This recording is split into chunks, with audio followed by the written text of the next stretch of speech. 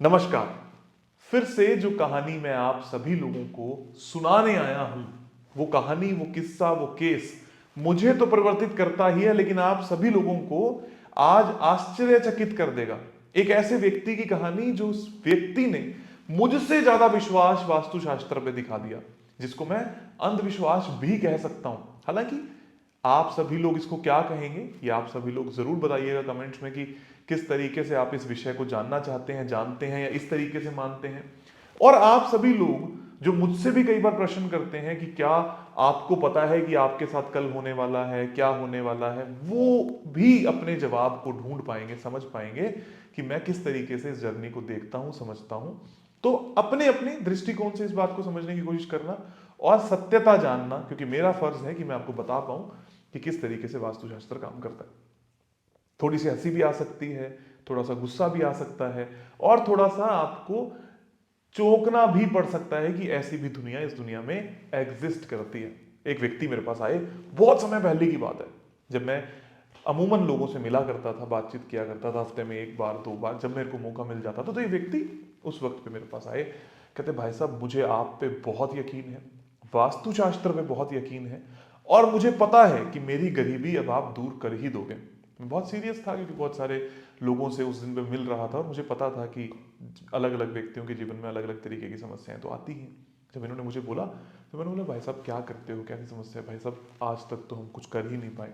छोटा सा घर है मेरा, चावड़ी बाजार के पास, बहुत छोटा सा, लगभग गरीब से ही है हम, बहुत ज़्यादा कोई कमाई नहीं है, पर उम्मीद बहुत है। मुझे उम्मीद है कि एक ना एक दिन मैं आपसे मिलकर बहुत पैसे कमा पाऊंगा और अपने जीवन को बहुत सुखद बना पाऊंगा। क्या करते हो, कितनी उम्र है? लगभग 45 साल की उम्र है, एक माँ है, एक सिस्टर भी है मेरी। किसी का विवाह नहीं हुआ है, मतलब माँ का तो हुआ है, मेरी सिस्टर का या मेरा विवाह नहीं हुआ है भाई साहब। ऐसे ही सेम इसी लिहाजे से वो मुझसे बात कर रहे थे। कहते और आपके बारे में सुना तो ऐसा लगा कि बस अब सारी जो समस्याएं हैं वो मेरी सॉल्व हो ही जाएंगी, अब दिल्ली दूर नहीं है। मतलब जिस लिए मैं दिल्ली आया था, हमारे पिताजी कभी दिल्ली आए थे, वो सारे ख्वाब मेरे अब पूरे हो जाएंगे।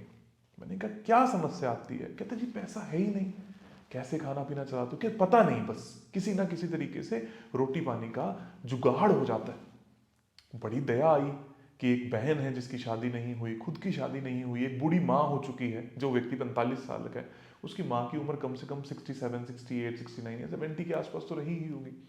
तो ऐसी कंडीशन में क्या किया जाए? बड़ी दया भी आई। तो मैंने उनसे पूछा कि क्या कर सकते हो? उन्होंने कहा जी मैं एक फोटोग्राफर हूँ, मैं फोटो खींच सकता हूँ। तो मैंने कहा कि बहुत अच्छी बात है, फिर आपको काम क्यों नहीं आता? कहते ये तो आप बताएंगे ना कि हमारे घर के वास्तु में क्या दोष है, काम क्यों नहीं आता। पहले मैंने कहा कि मैं बताऊंगा, वास्तु तो मैं देख लूंगा भाई साहब, प्रैक्टिकली बताओ कि काम क्यों नहीं आता। कहते भाई साहब कमाल कर दिया आपने, आप मुझे बताओ कि काम क्यों नहीं आता। मैंने कहा चलो ठीक है, आपके पास कैमरा है, आप फोटो खींचना जानते हैं, और आप लोगों से मिलते होंगे, बातचीत करते होंगे, तो वो क्या कहते हैं?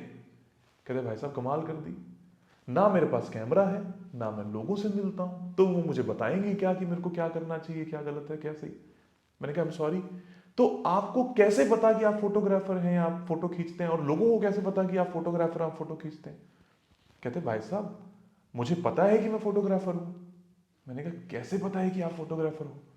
कहते भाई साहब मुझे लगता है कि मुझसे अच्छी फोटो कोई नहीं खींच सकता। मैंने कहा कि क्या आपने कभी फोटो खींची है? कहते कमाल कर दी, अगर कैमरा होता तो फोटो खींचता। आप फोटोग्राफर हैं? हाँ मैं फोटोग्राफर हूं। कैसे?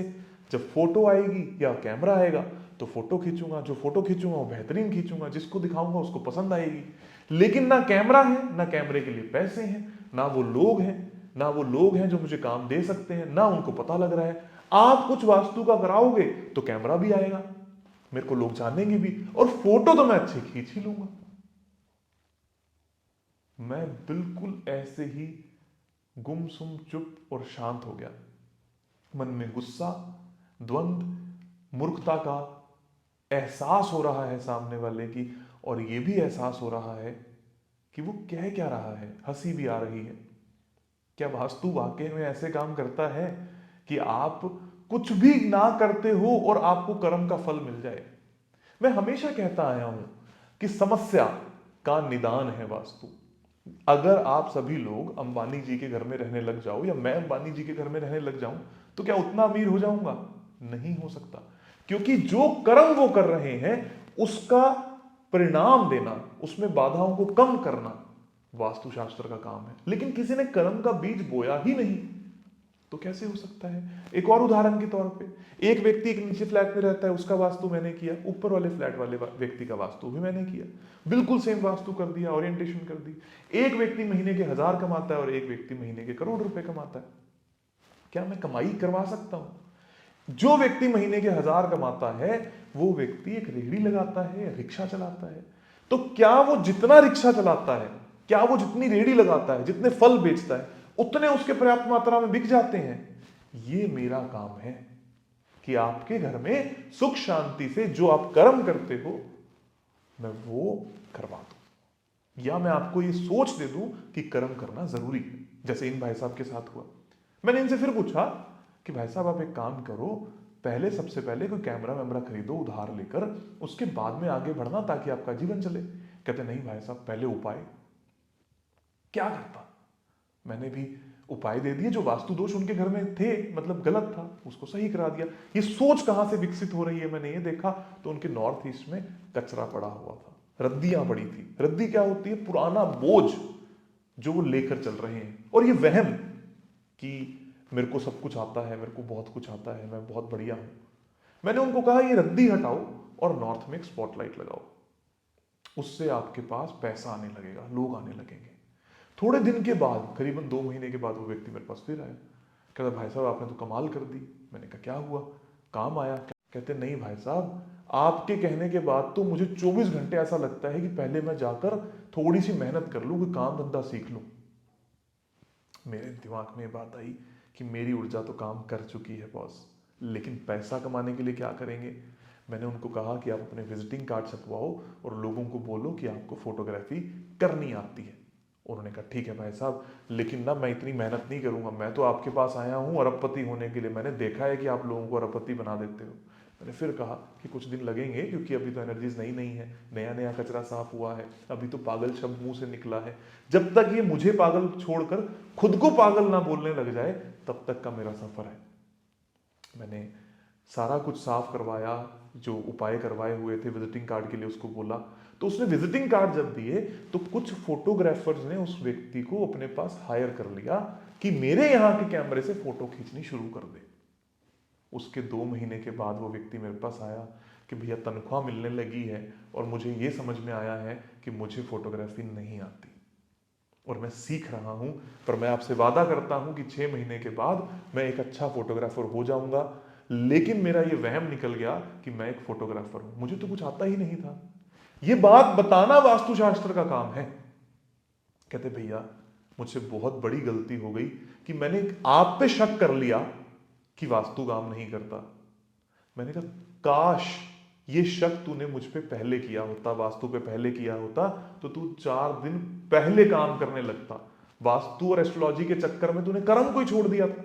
खैर, उसने 6 महीने जॉब करी, अच्छा वहां से पैसा कमाया और फिर कोई कैमरा सेकंड हैंड अपना लिया, लोगों को बताया कि वो काम करते हैं, फोटोग्राफी करते हैं। इन्हीं शॉप्स वालों के साथ में टाई अप करके फोटोग्राफी करने लगे, एडिटिंग करने लगे और धीरे धीरे उनका काम चल पड़ा। आज लगभग 7 से 8 साल के सफर में एक बहुत ही अच्छे स्टूडियो के रूप में निखर कर भी आए और अपना काम भी कर रहे हैं। ये होती है पूरी जर्नी एक व्यक्ति को जीरो या माइनस से निकालकर ऊपर तक लेके आने की। मैं ये नहीं कह रहा कि अभी भी वो कोई बहुत अरबपति हो गए, बट जिस जगह पर थे वहां से बहुत ऊपर निकल कर आ गए। क्यों आए, कैसे आए, ये समझ विकसित करनी है। वास्तु सबसे पहले उन लोगों के लिए काम करती है जो खुद काम करते हैं। वास्तु कर्म करेगी जब आप कर्म करोगे, ईश्वर कर्म का फल देगा जब आप कर्म करोगे। हाँ, ये विद्या काम करती है। अगर आप भी काम नहीं कर रहे तो आपके घर में भी कोई ना कोई दोष होगा, जैसे नॉर्थ में स्टोरेज होना, नॉर्थ ईस्ट में गड़बड़ होने के कारण आपके दिमाग में बोझ आ जाना। जब ये सब हो गया, व्यक्ति का स्टूडियो बन गया, व्यक्ति खुश हो गया, तो मुझे लगता है कि वास्तु ने काम किया। कई बार कड़वे घूंट पिलाना भी वास्तु शास्त्री का काम हो जाता है, जो कि मुझे करना पड़ता है आप सभी लोगों के लिए या क्लाइंट्स के लिए। आई होप कि आपको इस केस से कुछ समझ में भी आया होगा, केस स्टडी भी समझ में आई होगी, और ये भी समझ में आया होगा कि ये कोई अंधविश्वास की विद्या नहीं है कि ऐसे व्यक्ति को मैं घर पे बैठ के कोई वर्ड बोलने के लिए बोल दूं और वो बोलता जाए बोलता जाए बोलता जाए और ग्राहक आ जाएगा। पहले ऐसा कुछ करना है कि वो कर्म करे ताकि उसको रिजल्ट मिलता चला जाए। बस ये हमारा काम है जो हम सबको ईमानदारी से करना होता है। आप सभी का बहुत बहुत धन्यवाद, आभार, खूब सारा प्यार। खुद डिसाइड कीजिए कि मैंने सही किया या नहीं।